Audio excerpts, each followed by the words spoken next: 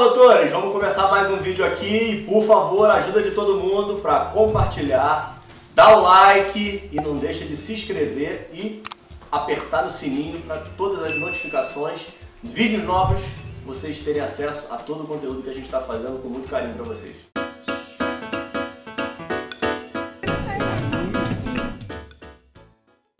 Fala, doutores! Eu sou Ricardo Valente, médico oftalmologista aqui do Rio de Janeiro, idealizador do canal Fala Doutores, canal esse que eu venho tentando trazer médicos renomados que são exemplos para mim, trazendo um pouquinho de luz para essa nossa medicina sombria nesse momento, mas que, graças ao bom Deus, eu venho tendo a grata surpresa de tanta gente boa e tanto médico que faz um trabalho maravilhoso para a sociedade, para o coletivo e individualmente, excelentes profissionais. Então, a surpresa está sendo muito, muito, muito animadora e venho, graças a Deus, conseguindo trazer isso para vocês. Hoje vamos conversar com mais um grande oncologista, Dr. Luiz Henrique Araújo, médico oncologista concursado do INCA. Ele pediu para eu ressaltar muito esse INCA aí, que é uma bandeira aí dele, bacana pra caramba. Já estamos vendo que ele é diferenciado, querendo ressaltar essa história do INCA. Hoje no Centro Oncológico Integrado, o COI, está lá há 13 anos, presidente da Sociedade Brasileira de Oncologia, consultor do Grupo Zerbe Pardini e em transição de carreira para o Grupo DASA. Fala, doutor Luiz, tudo bem? Oi, Ricardo. Eu que agradeço o convite, um prazer falar com você, para os seus seguidores. E acho que contar um pouquinho aí dessa história e desse o termo que eu tenho usado, olho do furacão aí nessa transição. Mas acho que a gente tem um bate-papo legal aí pela frente. Obrigado pelo convite. Não, maravilha, é uma honra aí, e eu que te agradeço aí pelo tempo, sempre agradecendo aí as pessoas que fazem as conexões para mim. Hoje foi a nossa amiga em comum, a Lia, então um beijão, Lia, agradeço aí por ter conectado a gente, um Beijão, prazer, Lia. tá? Mas vamos lá pelo olho do furacão, já começa com essa história aí, que eu estou super curioso de saber como é que você foi fazer no DASA, você vai morar em São Paulo? Como é que tá essa história aí? Então, Ricardo, assim, minha carreira, né, como é que isso foi chegar nesse ponto, né? Minha carreira segue um pouco um caminho, talvez baseado nos meus mentores que eu fui tendo a sorte de ter aí, ou de caçar, né? Porque, de fato, a gente caça os mentores ao longo da carreira, né? Isso é um ponto importantíssimo. E, através desses mentores, você vai Você é aprendendo bom nisso, né? Que caminhos. você tem os mentores fracos, né? Tem uma turminha muito boa aí para trás na verdade, eu tento, de alguma forma, manter. Tem alguns que, às vezes, a gente não pode mais toda vez buscar auxílio, porque começa a ter conflitos. Isso é uma coisa muito doida, porque você começa a ter conflitos com seus mentores, né? Mas, enfim. Então, acabou que eu fui acumulando algumas funções, habilidades, conhecimentos. E aí, quando você vê onde que eu vou trabalhar, né? O que eu vou fazer, qual a minha função, o que eu estou fazendo hoje é o que eu estudei para fazer, é o que eu Uhum. acordo e meu olho brilha, eu estou usando o meu potencial ao máximo, né? O nosso olho brilha quando escolhe fazer medicina, quando você estuda enlouquecidamente para passar em medicina. Então você tem que ter você Certeza. deve amar isso, né? Algum motivo tem para você ter estudado igual um maluco para passar, né? Estudado 6 anos igual um maluco para se formar, estudado igual um maluco para passar na residência, quando não são duas residências, estudado igual um maluco. De onde se inventou de fazer mestrado, né? De onde se inventou de fazer doutorado, pós-doutorado? Então, assim, tem um motivo, né? Os motivos normalmente são os seus sonhos de criança, os sonhos de referências e orientações que você foi recebendo ao longo da carreira, né? O que acontece é que hoje eu preciso de uma posição que me dê um pouco disso, né? Eu preciso ver doente, eu preciso ver doente, então Eu não viveria hoje como pesquisador exclusivamente, que é uma das minhas formações. Eu preciso ser pesquisador, né? Eu preciso ter um laboratório de pesquisa, eu preciso ter alunos, eu preciso ter residentes em volta de mim, né? Uhum. E essa coisa do laboratório me levou a esse caminho da assessoria do Pardini, onde eu fiquei praticamente 4 anos, né, como assessor de diagnóstico molecular do Pardini. Então, culminou de eu cair, ficar anos no laboratório, aprendi sobre genoma, aprendi sobre Next Generation Sequencing, aprendi sobre protocolos de validação, protocolos de implementação, essa transição do laboratório para o clínico, que está lá na ponta da oncologia cuidando dos pacientes. Então, aprendi um pouquinho de gestão. Eu falo que eu não sou gestor, né? Eu me defino como médico, me defino como pesquisador, eu não me defino como gestor. Na verdade, eu não quero ser gestor. Se a gente conversar Uhum. daqui a 10 anos, eu posso ter queimado a língua, mas Mas, não é o meu caminho, né? A gente pode falar um pouquinho mais sobre isso, mas então, nesse momento, acabou que o DASA me fez um convite onde esses pontos a gente foi checando, né? Fomos checando, check, check, check, e no final é um projeto que dá um frio na barriga, né? Isso aí, um dos meus legal. mentores falava isso: se não dá frio na barriga, não vale a pena. Então, tem Uhum. que dar frio na barriga, né? Projeto é diferente de operação, né? Então, assim, a operação, para a gente, no mundo atual, que é um mundo dinâmico, a operação é chata, Uhum. né? O que você faz hoje em oncologia, daqui a 5 anos é outro, né? E fora o modelo, não só o atendimento básico, mas o modelo de cuidar de um paciente com câncer vai mudar absurdamente nos próximos 5 a 10 anos. Então, a gente quer Uhum. estar na frente disso, né, Ricardo? A gente quer.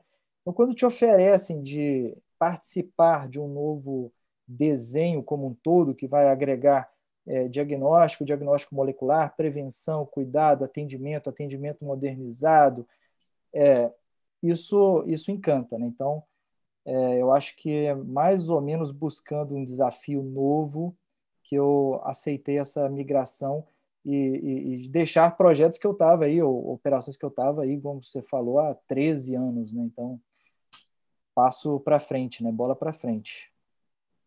E o que que te trouxe aí essa grande motivação dentro desse novo projeto? O projeto em si, o Luiz tendo um posicionamento de maior destaque, como é que funciona todas essas vertentes aí, essas influências de mercado aí na tua cabeça para tomada de decisão?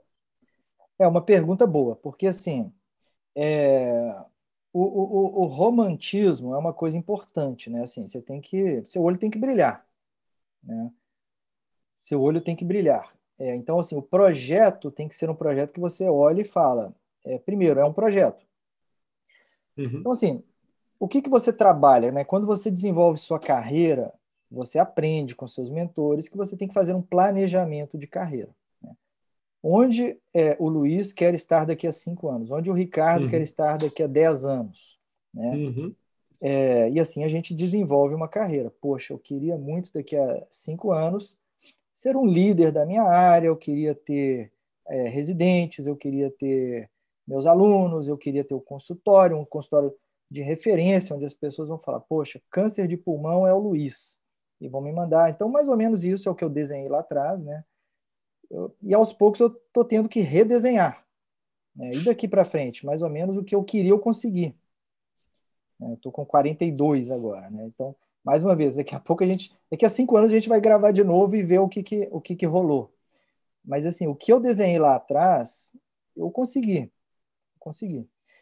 E daqui para frente, né? Então eu preciso de projetos novos para andar para frente, né? Eu não posso também, aos 42, fazer a mesma coisa, né, ao longo dos próximos 10, 20 anos, né?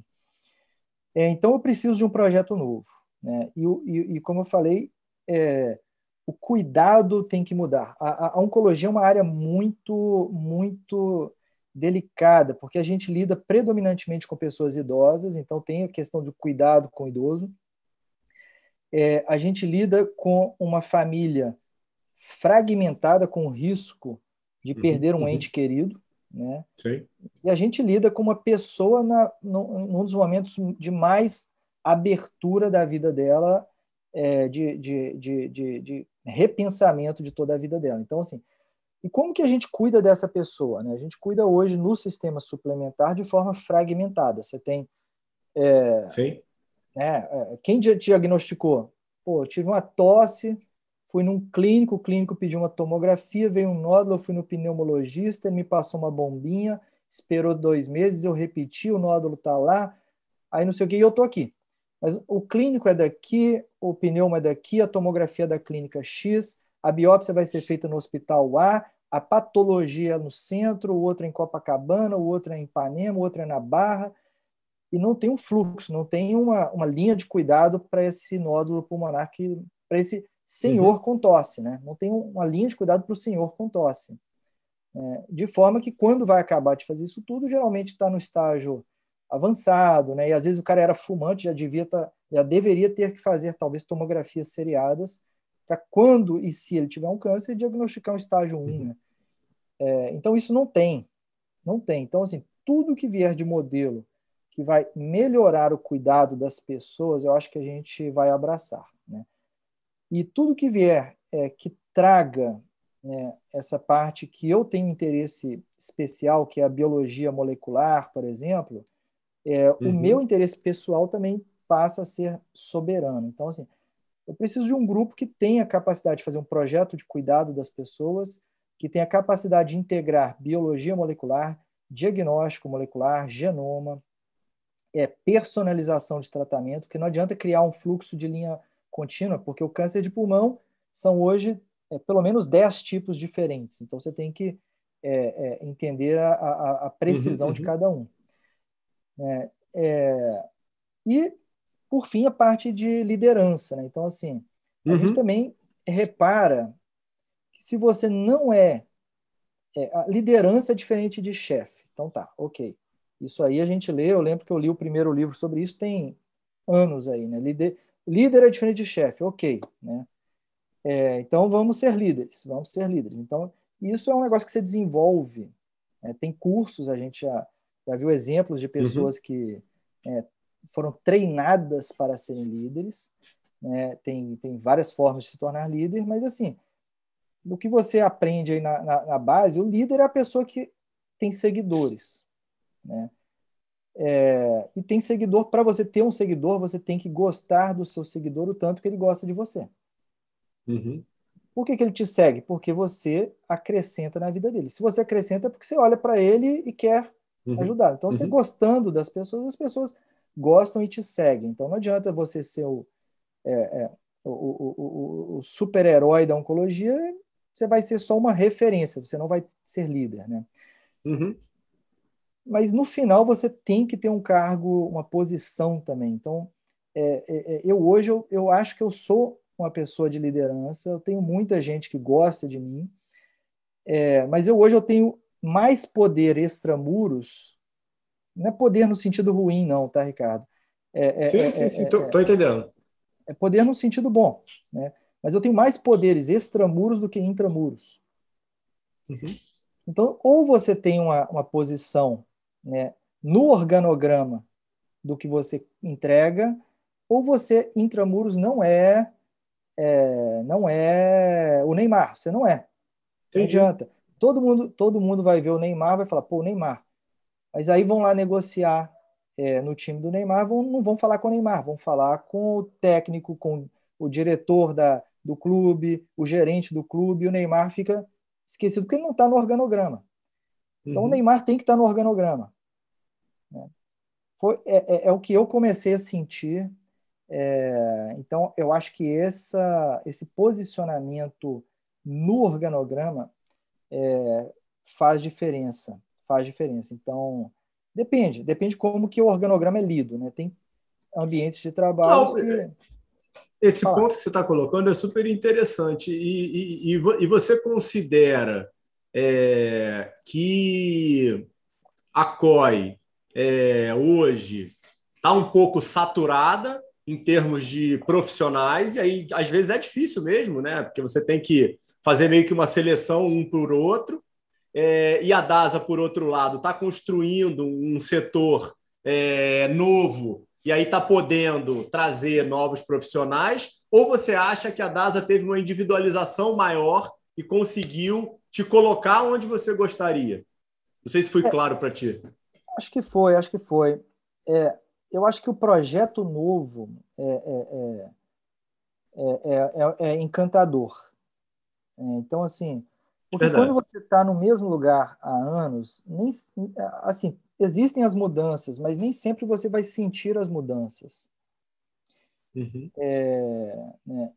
Então, assim, você precisa de uma empresa onde você acha que as mudanças vão ser entregues. Então, duas coisas: visão e Entendi. entrega. Visão e entrega.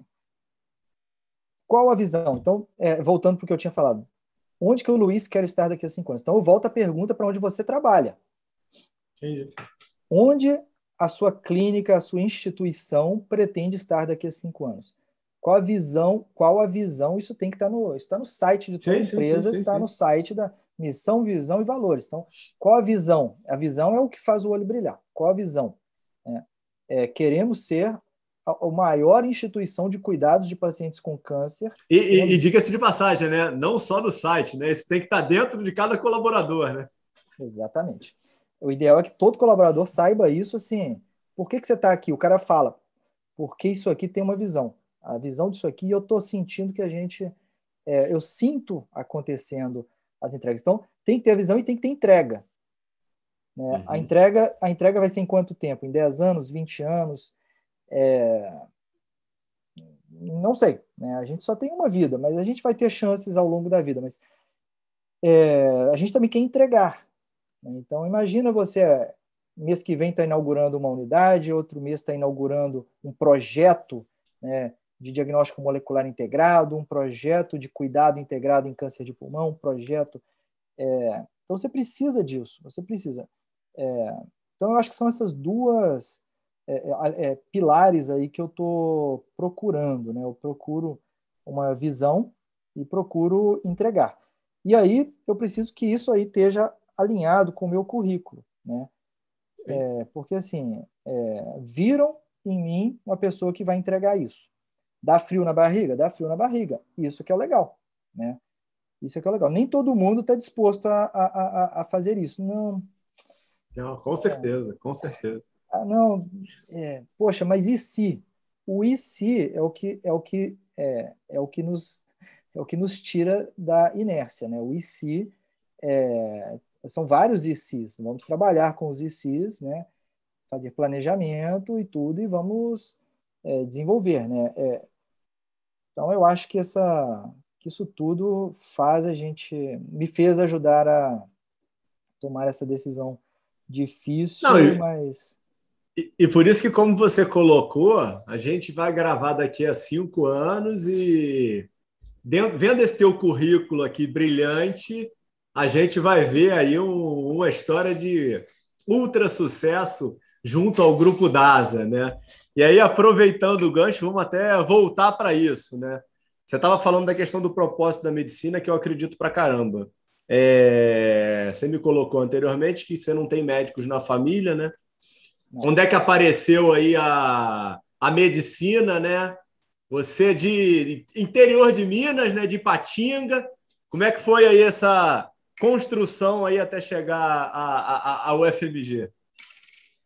Eu acho que eu fui realmente assim, não tem médicos muito próximos, né? Eu tenho primos de segundo grau que são médicos, mas não Tá, no núcleo familiar, né? Meu pai é engenheiro, minha mãe é dentista. Então eu acho que eu fui seguindo esses exemplos, né? Minha mãe sempre foi um expoente ali na região, sempre correu atrás de fazer legal. mestrado, doutorado, dava aula em Belo Horizonte, e assim, eu sempre vi isso como uma forma. A gente sempre viu como um exemplo, né? E meu pai como um empreendedor. Meu pai, eu lembro dele mexendo com calculadora eletrônica, ele chegou em determinado momento a criar uma fábrica de móveis dentro de casa. móveis tubulares, que era um negócio totalmente novo na época, e só tinha em Belo Uhum. Horizonte, então você não tinha isso no interior. Então ele falou, não, então vamos fazer. Eu tenho que ir lá em Belo Horizonte comprar móveis? Poxa, vamos fazer aqui, vamos fazer os Uhum. móveis. E assim, então a área da saúde foi um pouco isso. Minha mãe puxou a família toda ali para a saúde. Ela trouxe as irmãs mais novas, quando Você tem ela irmãos, Luiz? tem um irmão que é dentista, igual ela. Tá. Tinha uma tia que foi dentista, que minha mãe trouxe para estudar. Tem uma tia que é enfermeira, que minha mãe trouxe para estudar. Então, assim, todo mundo foi Uhum. para a área da saúde ali nesse núcleo nosso, sabe? E aí, assim, na verdade, eu tive acesso a tudo para estudar com tranquilidade. Então, eu acho que, mesmo no interior, a nossa escola era a escola de maior aprovação no interior de Minas Gerais. Então, a Uhum. gente tive capacidade, todas as ferramentas que eu precisava para escolher uma profissão e poder ir atrás, né? Uhum. Então, assim, acho que veio daí. Acho que veio daí. Eu fui para Belo Horizonte estudar para. Teve dúvida de odonto, não? Teve, mas assim, eu acho que a família também sempre mostrava o seguinte: odontologia, você é oftalmo, aí você talvez entenda, mas assim, é um campo muito manual, né? Então, assim, a oftalmo, a odonto, você depende muito de habilidade manual, de uma vista boa. Então, assim, eu sempre comecei a ver que, assim, que com a idade você pode ter limitações produtivas ali, né? É um ponto de vista interessante. É. E a outra coisa, então, assim, a odonto foi por aí. A odonto foi por aí. E talvez a decisão Uhum. por clínica médica, talvez tenha sido também, mas eu acho que clínica médica eu tenho uma outra explicação para por que eu fui para a clínica médica. Pode engatar, me fala aí. Eu acho que o meu grupo de 10 na UFMG eram grupos de 10, né? Então, você vê que eram Ah, 10, não o eram internato, 10. isso, está falando, né? A partir do Era 10. 10, né? 10. A partir do terceiro ano fechava ali grupos de 10. Então, assim, no Tá. meu grupo de Uhum. 10, dos 10 ali, 9 queriam ser cirurgiões. Então, os caras só Tá. falavam de bisturi e anatomia, bisturi e anatomia. E eu gostava, eu comecei a fazer nefrologia. Então, assim, eu sabia os detalhes Pô, não dá, de. não dava para pedir para sair desse grupo, não, pô? Pois é, pois é. Mas acabou que aconteceu o inverso, assim. Eu sabia o túbulo contorcional, a fisiologia toda do rim, eu sabia tratar a hipertensão arterial no terceiro ano. E aí todo Uhum. mundo vinha me perguntar as coisas de clínica. Tá. E aquilo começou a me alimentar. Eu Sempre comecei, monitor ou não? eu fui monitor de clínica Uhum. médica, de emergências do HC, tudo isso. E aí começou a me alimentar aquele sentimento de referência, né? Uhum. Então, cada vez mais eu estudava mais ainda, porque quando alguém vinha discutir um caso, eu queria saber, né? Se o cara perguntasse, Sim. pô, como é que é aquele negócio de reumato que nos... eu queria saber. E aí eu comecei a não querer saber cada vez menos da parte cirúrgica, né? O nervo tal, eu não tenho a menor ideia dos detalhes de anatomia. Eu parei de estudar anatomia, Uhum. assim, não me interessava mais. Então, eu fui estudar clínica médica e cada vez mais eu fui enriquecendo nesse caminho aí. Ah, e é sempre uma crítica que a gente tem no passado, né? Eu acho que outro dia eu estava conversando com um colega, eu acho que o currículo tem mudado, né? Ultimamente, não fui nem ver isso direito, mas que é a questão, você estava até falando da fragmentação do tratamento oncológico, né? E a gente tinha fragmentação do ensino, né? É, De fazer isso aí. farmaco, físio, anatomia, e a gente não conseguia. Eu, particularmente, demorei muito a ter uma maturidade de entender para que eu estava estudando aquela porcaria, né? É. Não, Hoje você está estudando a doença, né? são 2 anos bem, bem perdidos, né? São 2 anos É o ciclo bem básico, né? soltos o ciclo básico. Mas é interessante que depois que eu fiz tudo, eu voltei a estudar ciclo básico, que eu fui fazer doutorado, fui fazer o pós-doutorado, então, e começou tudo a fazer sentido, né? Eu não sei nem se eu lembrava o que eu estudei lá atrás, mas começou a fazer sentido, porque aí Você já você já tinha está te visto estudando. tudo junto, né, Luiz?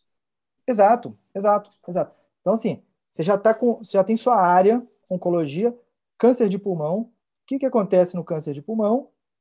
Aí, poxa, aí agora eu vou estudar o gene, agora eu quero estudar genética, né? O que que é Uhum. aquele gene, como é que ele é mutado, como é que é germinativo, como é que é somático, a mutação gera o quê? Isso é uma via de sinalização. Poxa, via de sinalização, aí você vai ler proto-oncogene, gene supressor, Uhum. e hoje tem utilidade clínica isso, né? Isso hoje tem utilidade clínica. Então, E, isso aí, a, para e mim, a clínica veio associada à oncologia ou a clínica era para ser clínico? não, eu queria ser nefrologista. Eu Tá. queria ser nefrologista. Aí, no meio da clínica médica, eu pensei em fazer intensivismo, terapia intensiva. Adorava terapia intensiva. Só que oncologia é uma área que eu não tive acesso assim na faculdade, não tive. E aí eu comecei a conversar com as pessoas. Tinha um colega que tinha um caminho direto para oncologia, que era uma especialização, na Santa Casa de Belo Horizonte. E aí eu Uhum. comecei a ver que era um negócio interessante, porque era mais ou menos o que eu gostava, né? Que era clínica médica. Clínica médica pura. Clínica médica pura. Anamnese, exame físico, auscultar, palpar abdômen, E, olhar. e no mais alto nível e de dificuldade, né? Que, Exatamente. que quem gosta de dificuldade é interessante, né? Quem gosta de dificuldade, Desafio, né? desafio, desafio. Então, assim, é clínica médica. Essa semana eu atendi um paciente que está em controle de câncer de pulmão, a unha dele está baqueteando. Ele não tinha unha baqueteada. Não tinha. A Uhum. unha dele está baqueteando. Perdeu 10 quilos nos últimos meses, a unha está baqueteando. Vamos ter que procurar, assim, tem um risco dele estar recidivando. Por quê? Uhum. Porque o PET mostrou? Não, porque a unha está baqueteando. Então, assim, você tem que conversar com o paciente, você tem que examinar, você tem que auscultar, você tem que olhar a pálpebra, você tem que olhar a mucosa. É clínica médica. É clínica médica. E é isso aí, a clínica médica no mais sofisticado do que tem, porque as terapias são extremamente sofisticadas, os centros de oncologia são é o máximo da cirurgia vai ser robótica, terapia alvo guiada, máximo da biologia molecular. Então, assim, ao mesmo tempo que a clínica médica pobre, é uma clínica médica rica, né? Porque você integra o mais avançado da farma, do diagnóstico, está tudo resolvendo aquela questão ali do paciente com câncer, né? Então, e além disso, tem outras coisas, né? A oncologia é uma área jovem. Tem oncologista velho? Tem oncologista velho. Mas Uhum. oncologia é jovem. Daqui a 10 anos a gente não vai fazer o que a gente faz hoje. Daqui a 5 anos talvez a gente já não faça. Então, assim, se você gosta de estudar, oncologia é uma área, né? Se você não estudar 5 anos, você não sabe tratar câncer de pulmão mais. Acabou. Se Uhum. parar Uhum. 5 anos, você não sabe tratar mais. Você tem que começar a estudar do zero ali e rever. Você não vai esquecer semiologia. Semiologia você não esquece, é igual andar de bicicleta, né? Mas, Aí aí você entra num ponto, né? Semana passada eu teve um episódio que eu fiz com o professor Evandro Tinoco, um cardiologista aqui claro, do Rio, fenômeno, né? E ele falando isso, né? Que o consultório muitas vezes é um emburrecedor, né? Você fica naquela tua prática clínica achando que é o dono do mundo. Como é que as universidades e os grupos maiores te colocam em update, né? Que você fica naquele mundinho e acha que está tudo resolvido, né? é. Por isso que é legal ter residente, Sim? tá ligado a mestrado e tudo, mas assim, nesses últimos anos eu acho que o que mais fez minha cabeça estourar assim, diria que nem foi tanto a residência, mas foi essa exposição a esses grupos. é, um deles foi o Pardini. Assim, o Pardini foi um grande crescimento para mim, O Pardini... Por que apareceu o Pardini na tua vida, Luiz? Boa pergunta. Boa pergunta. O Pardini, eu falo que era aquele amigo mais velho, assim, que eu via desde criança, assim, porque é o laboratório de Minas Gerais, né? Então, é onde a gente ia fazer exame de sangue, é onde a família colhia sangue. Eu vi quando o grupo começou a fazer diagnóstico por imagem, primeiras A origem ultrassons. do Pardini é Minas? BH. BH. Pô, mas o Pardini é um dos maiores grupos de medicina diagnóstica da América Latina, não é? Da América Latina, perfeitamente. Ah, não sabia, cara. Pô, que legal. Perfeitamente. E aí culminou que há 4 anos eles tinham comprado uma instituição, uma clínica de diagnóstico molecular de oncologia, né, que era o Progenética, né, Uhum. e precisava de um líder de oncologia para dar assessoria de diagnóstico, basicamente para o Progenética, né.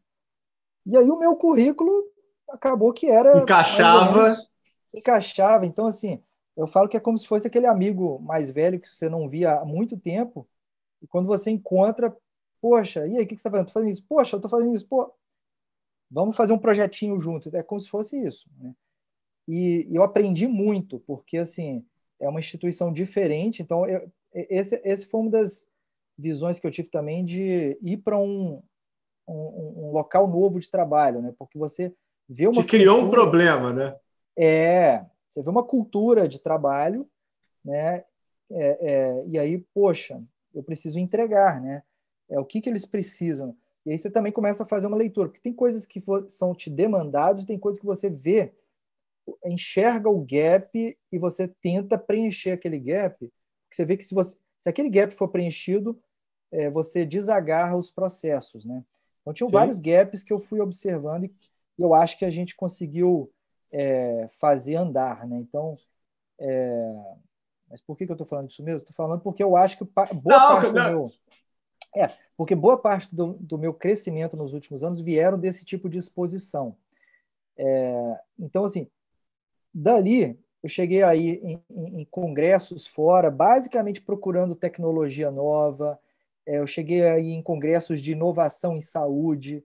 Então, ao mesmo tempo que eu ia ali dar uma aula de sequenciamento genômico e tal, você parava e assistia uma aula de um cara que fez um aplicativo para resolver uma solução disso, ou de uma startup que está desenvolvendo uma outra solução em saúde. Então, assim, você começa a ver os pensadores da saúde, né? Pessoas que estão ali, e esses caras estão o mais fora da operação possível, né? Vários largaram a operação Sim. para usar a mente, né? Então, esses caras estão explodindo ali de raciocínio, né? Não vão ter Alzheimer nunca. Eu falo que, essa é outra coisa, eu falo que eu vou ter Alzheimer de tanto fazer câncer de pulmão. Esse é outro problema, porque a super especialização, você vai num congresso, Ricardo, aí você senta, aí você fala, eu vou assistir pulmão, eu sou especialista. Aí, primeira aula, você não aprende nada. O cara apresenta um congresso, você aprende o quê? Seu cérebro raciocina isso daqui. Apresenta o estudo aumentou em 2 meses lá e tal. Aí, próximo, o cara vem aprendendo mais um negocinho. Seu cérebro não usa o cérebro. Você está ali, volta para casa, dá aula. Você passa um ano dando aula do pós-congresso daquilo, Uhum. assim, mas não tem raciocínio. Tem um Verdade. raciocínio, mas não é nada que sua cabeça vai crescer. É um raciocínio pífio, é um raciocínio. E É aí, linear, poxa, né? linear. Senta na sala do lado, só um pouco, só um pouco. Sala do lado é o que? É glioblastoma. Você, puxa, mas eu não tá, só para ver o que os caras estão falando, né? Aí o cara fala a mesma aula de imunoterapia, mas nada do que faz de imunoterapia nas outras coisas deu certo em glioblastoma. Poxa, em 1 hora sua cabeça estoura, você começa a ficar com dor de cabeça. Você não consegue assistir a aula inteira. Você não consegue assistir a aula inteira, sua cabeça está estourando. É isso, é isso. Você tem que ir para um lugar que sua cabeça estoure, porque você tem que, né, tá renovando ali seus neurônios, né? Você tem que estar. Ah, esse mundo exponencial que a gente está vivendo, isso hoje é uma insanidade, né? Mas também está todo mundo ficando meio doido, né? Essa exponencialidade aí, cada um tem o seu limiar, né? Tem, tem, tem. Isso é E uma tem que baita ter cuidado. dificuldade. E tem que ser bem cuidado, porque esse excitement todo, assim, Acho que tem validade, né? Acho que tem validade. Então, e tem um limite, Me né? diz o negócio. Me diz o negócio. A UFMG foi a tua primeira saída de casa? Foi. Na verdade, eu fui fazer cursinho, né, em BH. Ah, fez cursinho em BH também? Fiz um ano de Uhum. cursinho. E aí, Tá. mas é isso aí. Fui para BH, não sei se eu tinha 16 ou 17, acho que Aham. não sei, por aí. Mas eu fui fazer cursinho. E aí, em BH, eu fiquei 10 anos, porque um ano de cursinho, 6 de medicina, 2 de clínica médica, Aham. mais ou menos 10 anos. Tá, e aí antes de chegar no teu filho aí predileto, seu Inca, que a gente vai linkar agora aí depois da tua residência de clínica médica, como é que era a questão de bufunfa? Como é que era a questão de remuneração, ajuda dos pais? Como é que foi isso? Em Belo Horizonte, eu dava plantão de clínica médica. Ah, Eu já tinha na faculdade ou não? Não, faculdade, lá em BH não tinha essa cultura, não. Isso aí Tá, não existia lá. Não existia. ok. Não existia. Eu fiquei assustado quando eu soube que em outros lugares existia. Quando Aham. você era estudante.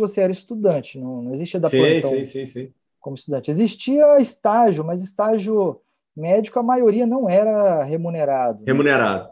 Então, assim, era bolsista ali de um negocinho, ganhava quinhentinhos a mais por mês, sei lá, tal, Tá. mas é, então era basicamente você tinha que ser sustentado ali nessa fase, né?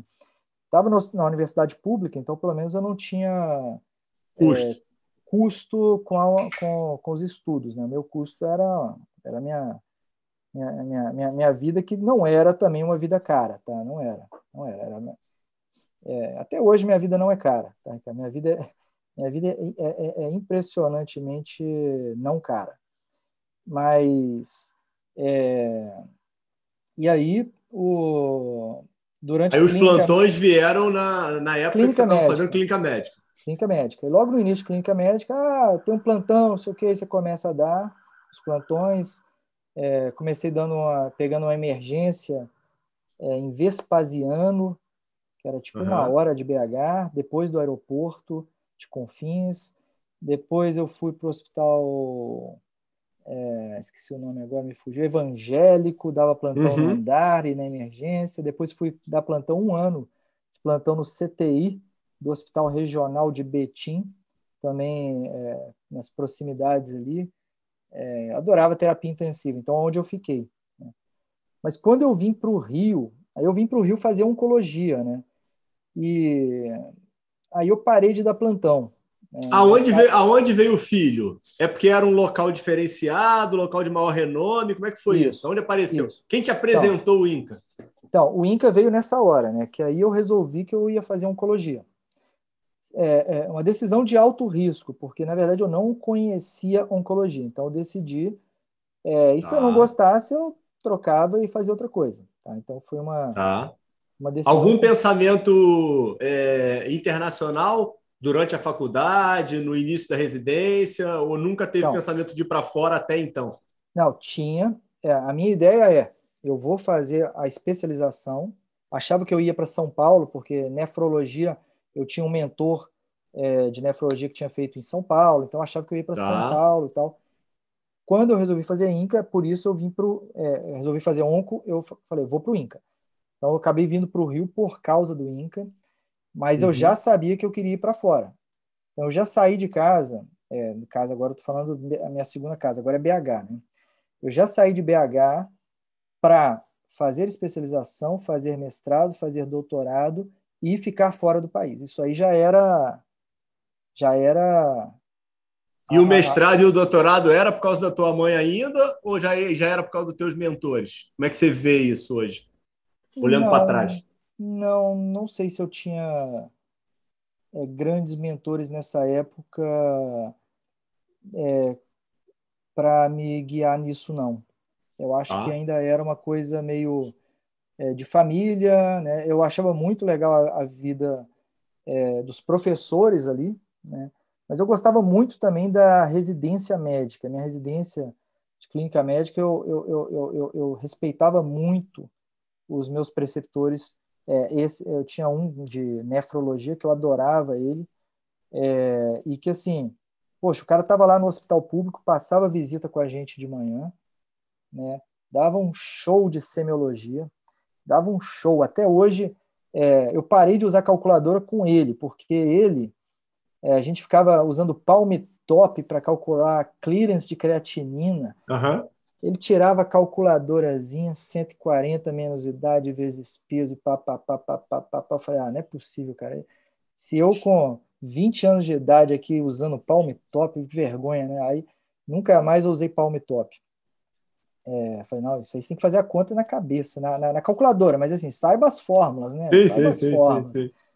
Então, eu tive esses exemplos assim, de professores, preceptores e bons clínicos, referências. Mas eu acho que eu não tive nessa época uma referência acadêmica de pesquisa. Sinceramente, eu acho que eu não tive em BH essa referência. Não Não, e aí, tive. aí entra em outro ponto, Luiz, que eu acho interessante, porque você fez uma ultra especialização, tá? Você foi quase que aí até o limite, vamos lá, ou se é que existe um limite. O ponto é esse. Quem está nos escutando, está planejando carreira, tem um limite? Ah, não. Se eu quero ser professor, eu vou fazer mestrado. Não preciso fazer mestrado, nem preciso fazer doutorado se eu quero fazer clínica. Não, eu acho que um bom profissional tem que tentar se ultra especializar. Como é que você vê isso? Ou não tem fórmula?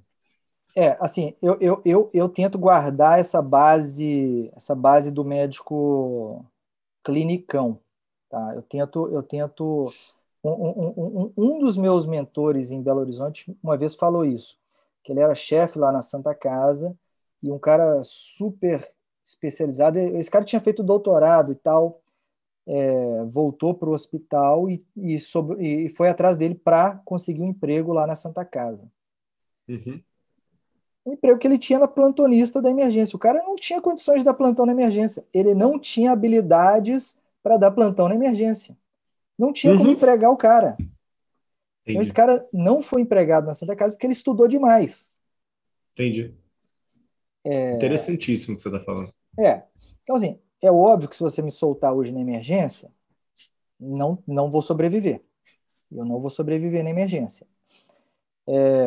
Se você me soltar hoje no CTI, não vou sobreviver no CTI, tá?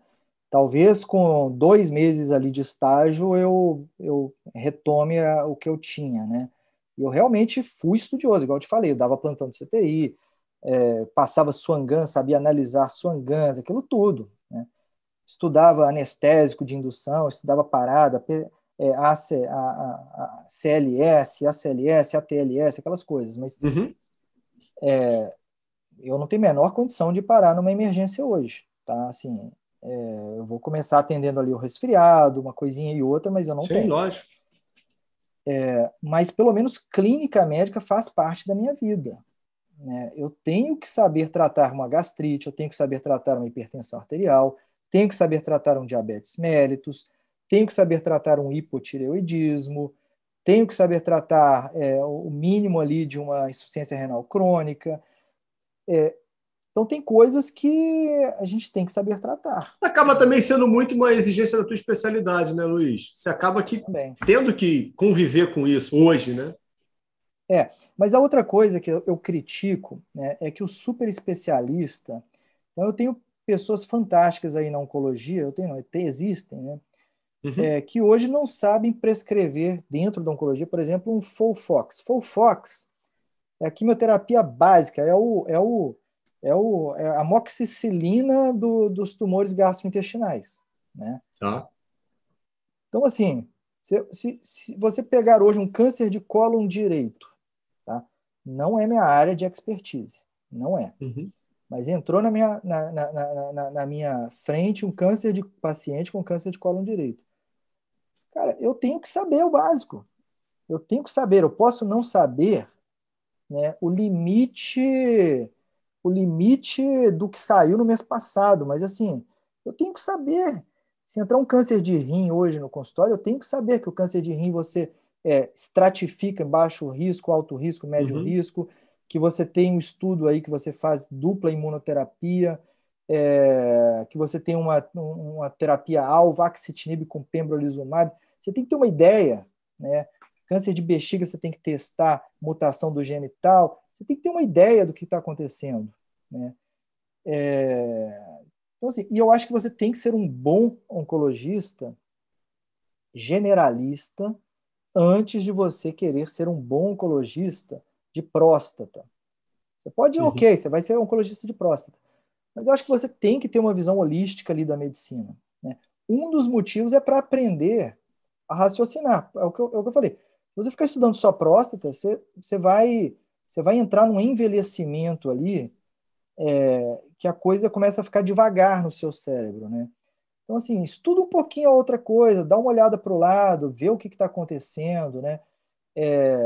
Às vezes tem gente conhecidos que vão te ligar, né? Eu tenho isso toda hora, estou com câncer de próstata, né?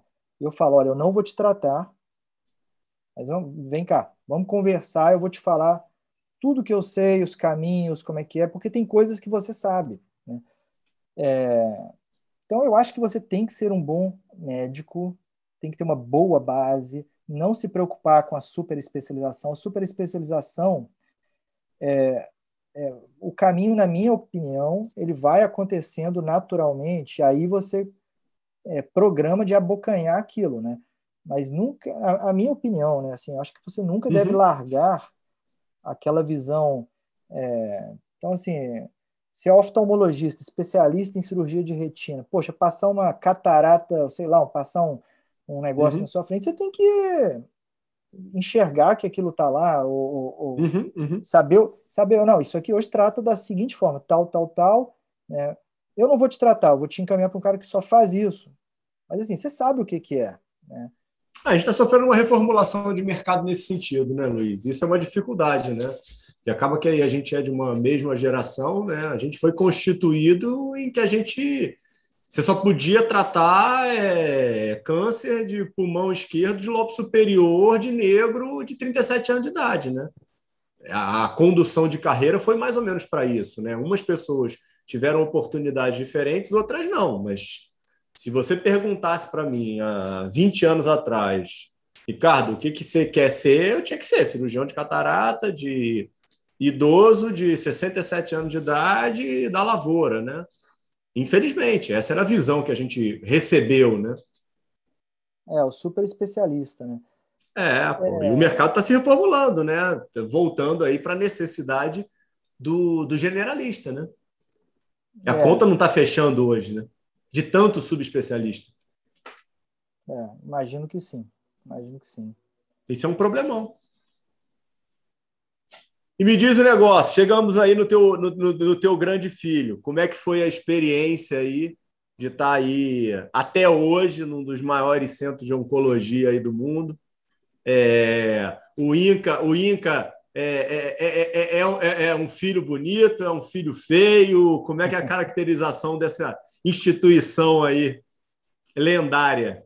Eu acho que o Inca entrou na minha vida nessa fase, né? Então, eu já tinha esse amor pela preceptoria, achava extremamente legal, e aí você cai numa instituição do tamanho que é o Inca, né? Então eu tive vários baques e vários coisas boas e coisas ruins, né? Eu acho que o Inca ele tinha uma recepção muito desumana, sabe? Era uma relação. Você tinha ali 10, Imagina. 10 residentes por ano só de oncologia, né? Então, você era mais um ali. Então, a recepção para a gente era, acho que era muito ruim. Era muito ruim.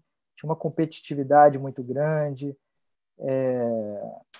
Mas o Inca tinha Só saem os portas. fortes, pô. Pois é, só os fortes sobrevivem. Mas tinha esse caminho, né? O INCA tinha uma instituição de pesquisa, um prédio inteiro de pesquisa, com laboratório em todos os andares, né? Você tinha pesquisa clínica acontecendo, você tinha preceptores saindo em publicação de New England, de estudos Uhum. clínicos, Uhum. você tinha essa janela de ir para fora. Então, Tá. assim, a gente teve, por exemplo, o chefe um ex-chefe da oncologia do INCA, que hoje chefia oncologia, o diretor de oncologia da Universidade de Washington, por exemplo. Pô, que legal. E o cara adora receber, você falar que é do INCA, ele pode vir, né? Então, que é o Renato Martins, né? Então, por exemplo, no meu R3 eu fui rodar com o Renato um mês lá em Seattle, que foi pago pela Universidade de Washington. Ele juntava o dinheiro, pagava um residente por ano, ele pagava o hotel, chegava lá, a universidade me levava e me dava um cheque, tá aqui o dinheiro para você pagar suas contas esse mês aí, né? Conseguia alguém que ia pagar a passagem aérea, na verdade consegui via pesquisa no INCA, né? Então, Mas assim, para quê? Para se ajudar em pesquisa, Luiz? Qual é a troca? Nenhuma, troca nenhuma. Nunca me pediram nada em troca. É porque, na verdade, né, todo mundo trabalha para a pesquisa andar. E, na verdade, dentro de uma instituição desse tipo, você não ganha, você não é pago separado porque você faz pesquisa. Em alguns lugares, instituições privadas, você pode ser pago, você tem um FII para o investigador principal, um FII para o investigador, os co-investigadores, né? Mas no INCA, por exemplo, ninguém é pago um salário porque está fazendo um estudo clínico. Então, acaba que faz parte ali da boa vizinhança, né? Vai ter o congresso, às vezes o cara vai e tudo. Então, nessa época, isso era mais fácil de acontecer. Mas eu digo, a visão dele de você ir para lá é para fazer marketing da instituição, é porque ele sabe que você, por estar no INCA, é uma pessoa, poxa, que bota a mão na massa, que vai ajudar nas pesquisas lá. Como é que é a visão que você tem? A visão dele lá é que, assim, ele foi chefe da oncologia do INCA, ele, quando formou nos Estados Unidos, voltou para o Brasil, né? Tá. Foi convidado na época. Você tinha uma fundação do câncer, a Fundação Ari Frauzino. Você conseguia contratar como se fosse uma empresa privada, né? E a fundação trazia essas mentes brilhantes. Tem outros oncologistas que vieram e ficaram, né, dessa época. E aí ele voltou, ficou 5 anos no Brasil e voltou para lá, né? Só que ele ama o INCA, ama Entendi. o Pô, que Brasil, legal. e ele quer give back, né? Então Entendi. para ele pegar um residente que foi indicado no INCA ali, né? Foi indicado, e ajudar a treinar, e depois ver esse cara desenvolvendo e contribuindo de volta Pô, para que o legal. INCA, contribuindo de volta para Entendi. o Brasil. Entendi. Então, esse era o motivador, né? Então, essa foi minha primeira experiência na oncologia, de ir para fora, né? Ficar um mês lá, acompanhando um serviço de referência. E era legal que ele falava, a gente não podia encostar nos doentes, né? A gente não examinava, a gente ficava de observership, né? Ele falava, tá fazendo falta? Assim, o que falta aprender de semiologia? Nada, tá de sacanagem, né? Semiologia a gente examina doente desde o terceiro ano da faculdade, né? Então, assim, tem nada para você aprender aqui de semiologia. Você vai aprender aqui um raciocínio, como que o americano pensa. Tá. E o americano é dinâmico. O americano é dinâmico. Pá, desce, faz um PET, sobe biopsia, para cirurgia, tumor board e tal, para estudo clínico. Está aqui, termo de consentimento, lê ali. Então, assim, é um raciocínio muito, muito, muito diferente, esperto, dinâmico. Então, foi a vez que eu tive a condição de ver pesquisa clínica totalmente integrada à assistência. Então, não tinha um médico que é não gosto de pesquisa. Não trabalha aqui.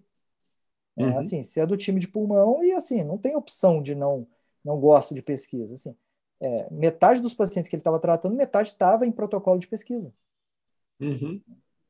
Faz parte da rotina. Vai fazer químio tal, na pesquisa, fora da pesquisa, e continua. Então foi uma dinâmica muito legal, e que veio para concretizar um pouco a formação assistencialista e para mostrar o caminho que era a pesquisa clínica, né?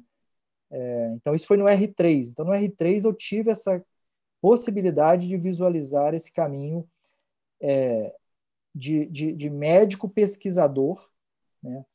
Mas ainda pesquisador clínico, né? E aí a gente tinha mais um grande mentor no INCA, né, que era o Carlos Gil. Carlos Gil Ferreira, que é uma grande referência. Então, eu falei aqui dois mentores de pulmão.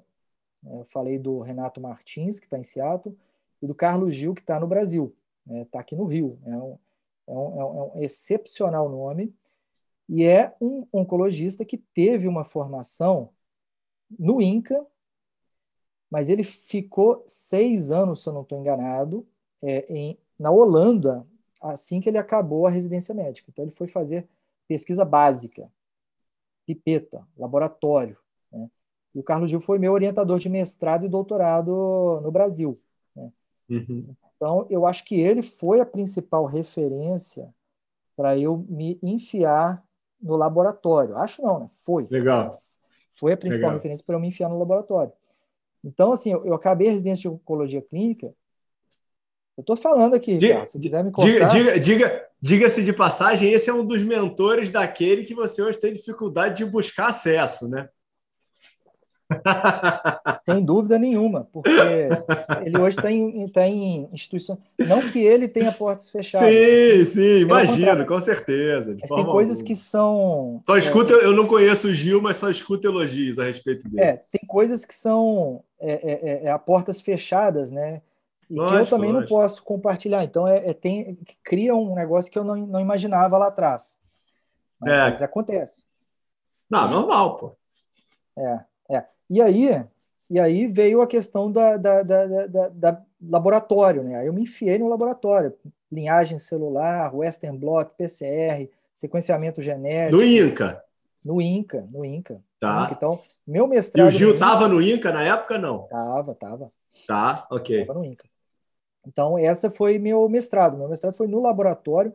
Então, eu vivia no laboratório do INCA. Eu fazia fellowship de pesquisa clínica. Então, ou eu estava lá embaixo do prédio atendendo paciente de pesquisa clínica, dando terapia-alvo, coisas que a gente nunca tinha visto, ou eu estava no laboratório ou na escada, então eu pipetava coisa, descia, ajudava nos cursos que tinha de pesquisa. Então, assim, foi uma época bem, bem pesada, muito pesada, né? Mestrado, fellow de pesquisa, e eu tinha consultório, eu acho que eu tinha 2 tardes por semana que eu fazia consultório já na COI, né? Tá. Então veio daí. O dinheiro era equilibrado porque a vida nunca foi de esbanjar, mas também não tinha nenhuma remuneração diferenciada nesse momento. Não tinha. Mas assim, para quem ganha 2.000 durante a residência, você ganha 4.000, você é rico, né? Sim, óbvio, óbvio, com certeza. Então, para a vida de estudante, na verdade, assim, eu estava falando, minha vida até hoje é muito perto de uma vida de estudante. Eu tenho algumas esbanjadas, assim, mas ainda é muito, porque eu gosto muito dessa relação com os residentes, com os estudantes. Então, assim, e aí veio os outros exemplos que eu tive, né? Então, assim, falei, então tá, então agora é o doutorado,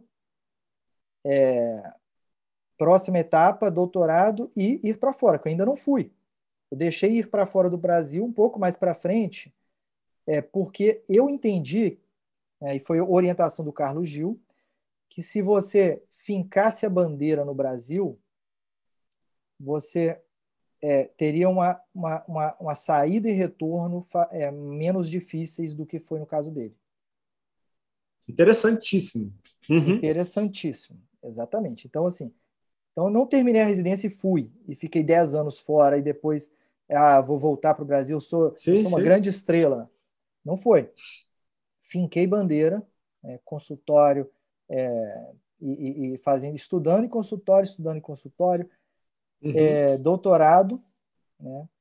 Mas nessa época do mestrado eu comecei a procurar um mentor fora, né? Tá.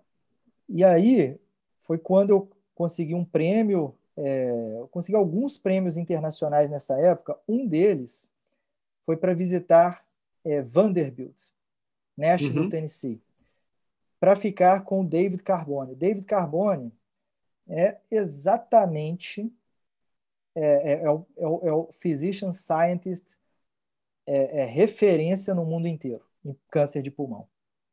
Então, assim, me colocam para rodar uma semana com o Carbone em Nashville. Uhum. Então, assim, ali eu encontrei a cachaça, ali eu encontrei tudo que eu estava procurando, né? E o Carbone me recebeu super bem. Ele falou: Luiz, vem ficar aqui com a gente então, vem para cá, vamos escrever um projetinho, né? Uhum.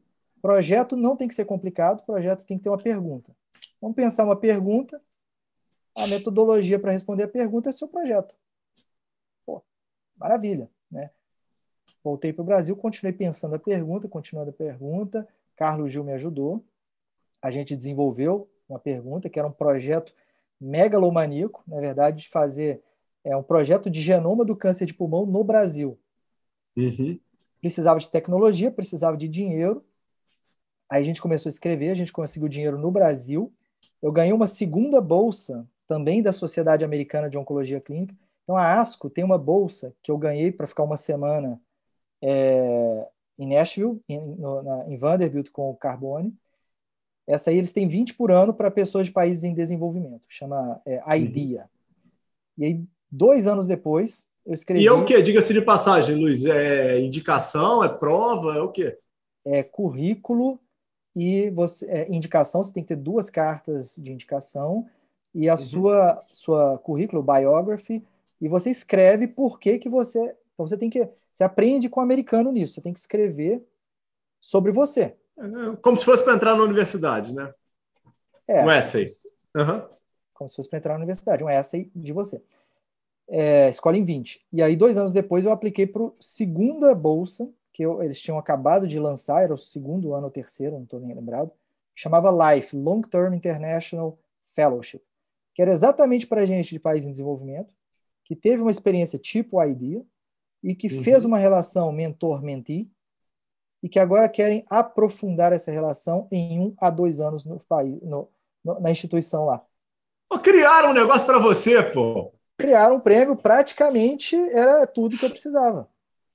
Legal. E aí, só que agora era 1 por ano, né? Era uma vaga por ano, né? E aí eu consegui a vaga. Tiveram 20 aplicações. Legal. Em 2012 e eu ganhei. Pô, parabéns, hoje, bacana. O dia que eu ganhei, eu lembro até hoje o choro que foi, assim, de emoção de... Uma conquista. Uma conquista, assim, muito ralada, muito ralada.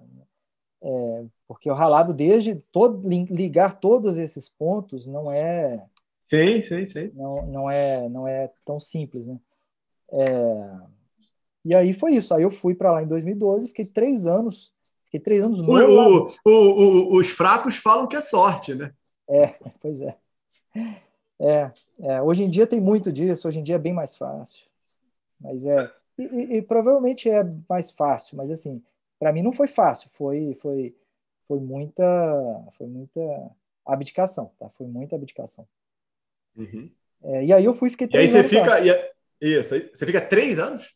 3 anos. De 2012 a 2015, 3 anos completos, 3 anos no laboratório. No laboratório. Mexendo só com DNA, RNA, linhagem celular, bloco de biópsia. Né? Cheguei a fazer um camundongo, cheguei a desenvolver um camundongo transgênico com uma mutação que a gente descobriu na época lá. Então, assim,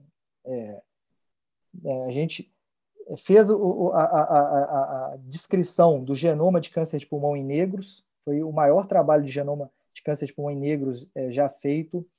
A gente fez a descoberta de um driver em câncer de pulmão, um gene totalmente desconhecido, que a gente descreveu o gene inteiro, como é que ele funcionava.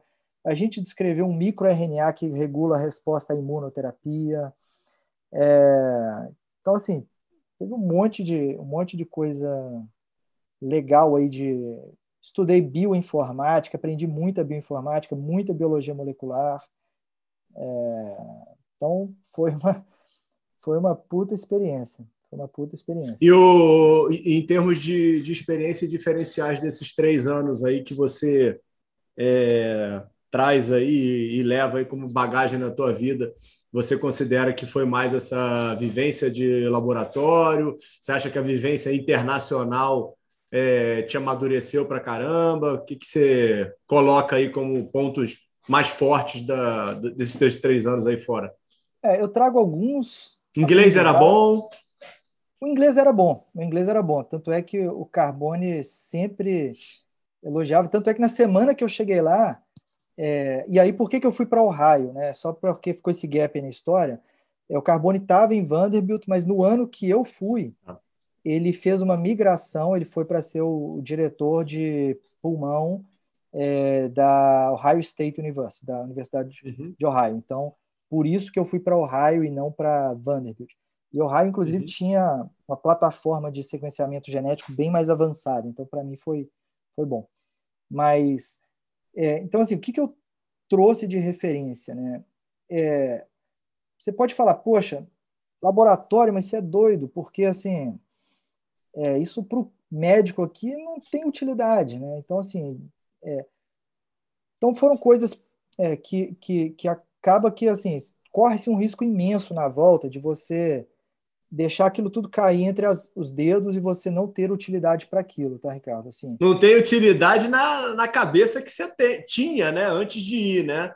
E provavelmente aqui o teu convite para o Grupo Pardini tem muita correlação com isso. Né? Tem, exatamente, exatamente. Então, assim, então vem daí. Então, primeiro, voltei para o Brasil.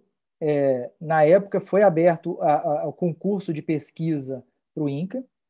Então, tanto é que eu vim um mês antes para fazer prova e tal. E era concurso de pesquisa. Então, o que que é? É uma prova. A vaga que eu candidatei tinha uma vaga para pesquisador de câncer de pulmão. Essa vaga é minha. Essa vaga é minha, pesquisador de câncer de pulmão. Então era prova oral, prova escrita à mão, minha mão doía. Eu escrevi 4 horas sem parar. Esse músculozinho aqui, eu falei que eu não sei mais anatomia. Esse músculo doía, ficou dias doendo esse músculo. Né? E currículo, então se apresentava a sua biografia, né? E apresentava o seu projeto de pesquisa. Né? Então, INCA, eu consegui entrar como pesquisador graças a isso tudo. Na época, o meu currículo era de fato imbatível na época ali para a idade. Né? Pardini, então Pardini veio um pouco depois ali, né? Mas precisava de alguém com essa formação de biologia molecular e de oncologia. Quem que conseguiria fazer essa linkagem? E pulmão, por acaso, pulmão é até hoje, né, o campo que disparou na frente de biomarcadores e biologia molecular. Então, assim, basicamente o meu currículo era o que precisava, né? Então, em termos de trabalho, pesquisa clínica também eu peguei eventualmente aí a direção científica do Instituto COI, né? Que era um instituto que o Nelson Teich fundou de pesquisa, mas que é muito clínica, é uma pesquisa mais de dados de mundo real e de pesquisa clínica. Então, eu acabei estudando isso um pouco nos últimos anos, eu aprendi um pouco mais sobre um pouco de economia da saúde, um pouco de desfechos em saúde, mas estudando por conta própria, né? A pandemia foi boa para isso, eu consegui estudar um pouquinho mais no ano passado. E assim, e além dessa parte de hard skills, né, esses conhecimentos duros aí, eu acho que eu trouxe referências dos Estados Unidos. Né? Então, o meu mentor mesmo, o Carbone, ele sempre falou que essa coisa que eu falo que eu sou médico e pesquisador, eu puxei dele.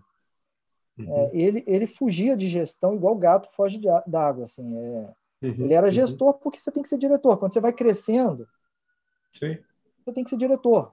Mas ele era um diretor que era um diretor científico. Né? Ele era um diretor com laboratório, journal club, lab meeting. Então, assim, Isso é uma discussão interessante também, né, Luiz? Não tem que ser diretor, né? Porque acaba que não vai tem. dando mais prestígio, né?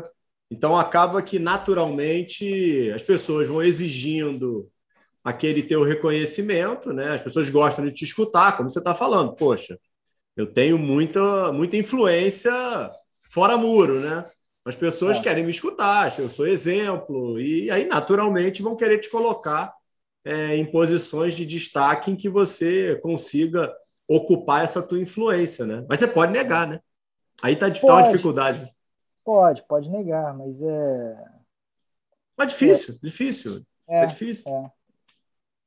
Acaba que acontece exatamente o que você está colocando. Chega ali no teu colo e aí você naturalmente vai aceitando. Por isso que eu acho que da entrevista daqui a 5 anos, eu acho que esses seus skills novos aí de gestão aí que você deve ter milhões deles, e aí a tua humildade aí não está permitindo você externá-los, vão estar muito mais aflorados, né? Porque é complicado, né? Esse caminho nosso do médico de não ir para a parte de gestão, principalmente quando você vai tendo mais destaque, como é o teu caso, obviamente, fica muito complicado, né? Pega todos esses teus mentores aí, como você está colocando. Aconteceu isso com eles, né? Em algum momento eles vão ter papel de gestão, né? E alguns vão se tornar gestores, né? Alguns vão se tornar gestores e aí a parte acadêmica, a porcentagem de tempo na parte acadêmica vai diminuindo, porcentagem de tempo no consultório assistencial eventualmente pode diminuir também, né? Essa é uma migração, assim, acho que se você estiver fazendo com gosto, com o olho brilhando e estiver satisfeito, é porque você está no caminho certo, né? Não é difícil falar qual o caminho certo, né? Mas é aquela busca de propósito, né, Luiz? É conseguir mesmo dizer para que você está aqui, né? Eu queria até te perguntar em relação a isso. Você já teve redução de assistência? Hoje você trabalha mais com pesquisa do que com assistência propriamente dita? Como é que você faz isso? Eu não sei nem se eu cheguei a ter redução de assistência, porque então eu falei que lá no mestrado eu fazia 2 tardes de consultório, né? Aham.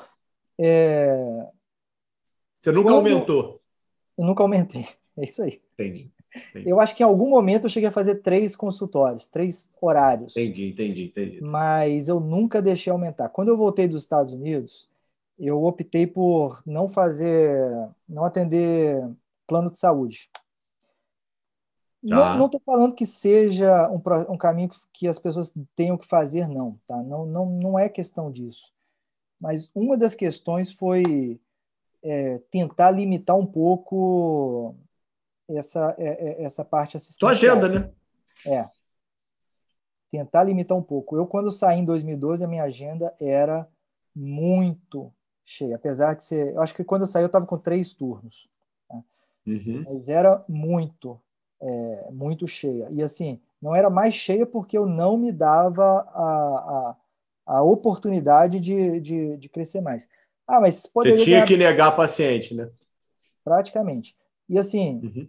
mas você vai ganhar muito mais dinheiro atendendo, né? Já escutei muita gente Essa é a falando isso. grande dificuldade.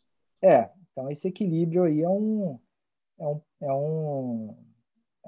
questão, principalmente durante a fase mais precoce, né? Porque você vê que seus amigos estão comprando apartamento, né? Você vê que seus Exato. amigos estão viajando e fazendo coisa. Eu viajava. Até por causa da pesquisa clínica, eu viajava muito nessa época. Tinha meeting nos Estados Unidos, meeting na Europa. Então, assim, eu viajava muito, eu ganhei muito prêmio, eu viajava o tempo inteiro, assim. Conheci Imagino. muita coisa do mundo inteiro aí, por causa da oncologia, né? Então, para mim, não assim, é óbvio que você vê e você fala, poxa, estou aqui ralando, né? Estou no laboratório. Você pensa no laboratório, experimento que você faz uma semana inteira e dá errado, né? Aí você fala, poxa, para que eu estou me enfiando aqui? Não tinha um mestrado aí de descrever uma tabelinha ali de idade e tal, analisar a idade dos pacientes do ambulatório de câncer de pulmão. Poderia fazer um troço desses, né? Para que eu Uhum. estou enfiado aqui mexendo com linhagem celular, né? Então, assim, Carbone atrapalhou um pouquinho a tua vida, né? Vamos colocar dessa é, forma. essas coisas aí, se você pensar dessa forma, para que eu fui me enfiar nisso, né? Precisava ter feito isso? Podia não ter feito nada disso, poderia ter feito, né? Mas, enfim, é como aconteceu. Toda Você escolha faz. tem sua renúncia, não tem jeito, né? Tem renúncia. Não Tem renúncia. adianta você querer abraçar tudo, fazer tudo, que é muitas vezes, e hoje eu venho aqui fazendo essas conversas e é isso aí. A pessoa escolheu ir por um caminho, abdicou de outro.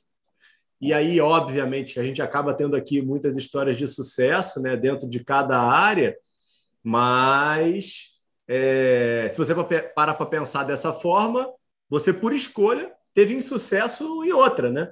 Então, você não quis fazer aquilo, e aí, muitas vezes, a pessoa fica querendo ter sucesso em todas as áreas, e isso é bastante, bastante utópico, né?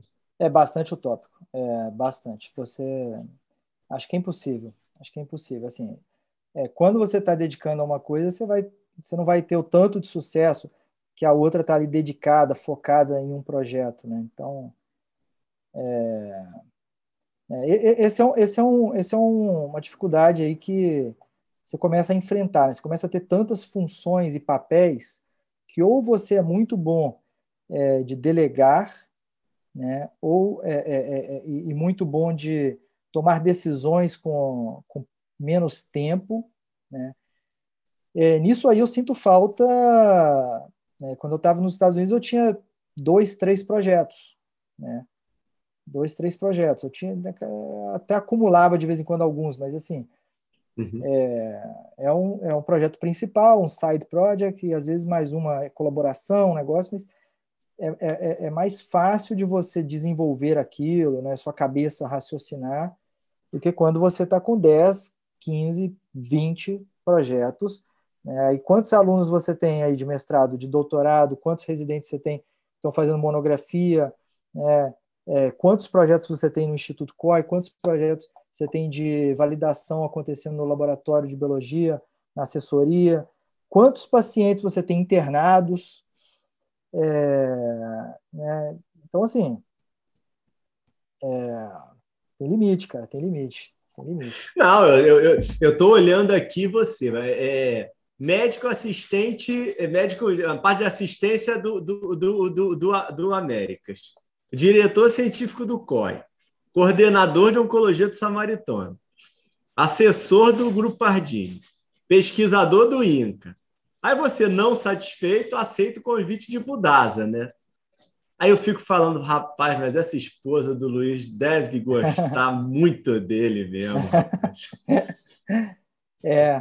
Não, aí você, como você estava falando, né? Aí você alinhou aí agora e deu uma selecionada aí nesses projetos como um todos, né? E deve A agora ideia é focar essa, a mais aí ideia é no essa. projeto DASA, né?